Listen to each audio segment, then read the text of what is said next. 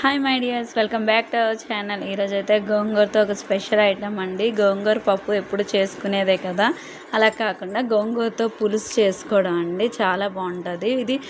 Non వెజ్లో కూడా చాలామంది చేసే ఉంటారు, కానీ మనం వెజ్లో చేసుకోవడం కూడా ఎలా అనేది తెలుసుకోవడానికి ఈ వీడియో మీకు షేర్ చేస్తున్నాను. చాలా బాగుంటుంది. కంపల్సరీగా నాకు తెలిసి మీరు లైక్ చేస్తారు. చూస్తున్నారు కదా, వీడియోలో చూపిస్తున్నట్టుగా చేయండి. కంపల్సరిగా మీరు లైక్ చేస్తారు. ఫస్ట్ అయితే గోంగూరని ఉడకపెట్టుకున్నాను. తర్వాత దానికోసం మసాలా కోసం జీలకర్ర, ధనియాలు, ఎండుమిర్చి కొంచెం వేసి, ఎండుమిర్చి కారంకి సరిపడా వేసి, అలానే అందులో ఒక ఉల్లిపాయ, టమాటా కూడా వేసి బాగా గ్రైండ్ చేసుకోవాలి. పేస్ట్ అనేది మెత్తగా వస్తే మనకి గ్రేవీలా వస్తుంది. పులుసులో చూస్తున్నారు కదా, మిక్సీ పట్టుకొని పక్కన పెట్టుకోవాలి. ఇంతలో మనం ముందుగా ఉడకబెట్టుకున్న గోంగూరను కూడా పేస్ట్ చేసి పక్కన పెట్టుకోండి. చూస్తున్నారు కదా, ఉడకబెట్టి పేస్ట్ చేయడం వల్ల చాలా స్మూత్గా అయిపోతుంది పేస్ట్ అనేది.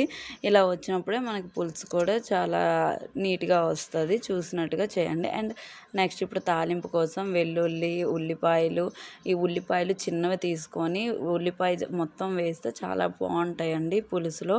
ఎక్కువగా మనం కట్టు అలాంటి దాంట్లో వాడతాం కదా, అలానే ఇక్కడ కూడా యూస్ చేస్తే బాగుంటుంది. కొంచెం ఆయిల్ వేసుకొని ఆవాలు, జీలకర్ర, వెల్లుల్లిపాయలు, అలాగే ఎండుమిరపకాయలు, కరివేపాకు అన్నీ వేసి బాగా వేగించుకొని మనం ముందుగా కట్ చేసి పెట్టుకున్న ఆనియన్స్ కూడా చూస్తున్నారు కదా, మొత్తం చిన్న చిన్న ఆనియన్స్ అయితే చాలా బాగుంటాయి. పెద్దవైతే మళ్ళీ ఉడకడానికి చాలా టైం పడుతుంది కదా, బాగా అవ్వవు కూడా. అండ్ మనం పేస్ట్ చేసుకున్న మసాలాను కూడా వేసేసి బాగా మగ్గించాలి. ఆయిల్ పైకి తేలే వరకు మగ్గించాలి. మసాలా బాగా మగ్గాక చూస్తున్నారు కదా, ఆయిల్ పైకి వచ్చే టైంలో ఇప్పుడు మనం పేస్ట్ చేసుకున్న ఈ గోంగూర పేస్ట్ని కూడా వేసేసి బాగా కలుపుకోవాలి. ఈ గోంగూర కూడా బాగా మగ్గాలండి. వాటర్ అప్పుడే వేయకూడదు. ఆ గోంగూర అనేది బాగా మగ్గితేనే మనకు ఆ స్మెల్ అనేది పోతుంది. ఇందులోనే ఒక స్పూన్ పంచదార, సాల్ట్, పసుపు వేసి బాగా కలుపుకొని ఈ గోంగూర కూడా ఉడికేంత వరకు చిన్న లో ఫ్లేమ్.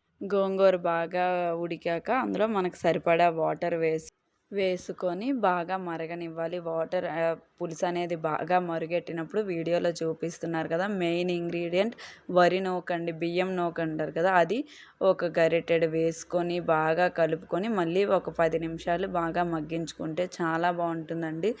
కంపల్సరిగా